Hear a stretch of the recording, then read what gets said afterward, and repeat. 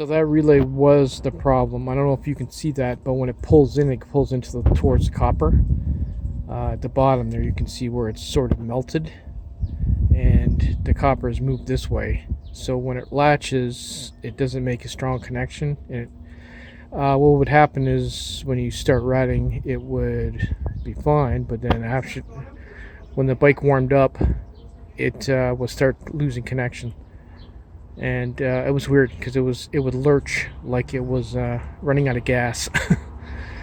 So that was the problem. As you can see, it's melted right at the bottom there where it's mounted. Sweet.